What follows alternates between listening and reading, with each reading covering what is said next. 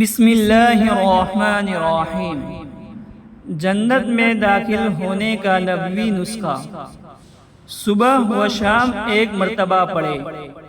اللہم انت ربی لا الہ الا انت خلقتنی وانا عبدک وانا علی عہدک ووعدک ما استطعت اعوذ بک من شر ما صنعت ابوء لک بنعمتک علی وابوء بذنبی فاغفر لی فإنہ لا یغفر الذنوب الا انت۔ اے اللہ، آپ ہی میرے پالنہار ہیں، آپ کے سوا کوئی عبادت کے لائق نہیں ہے۔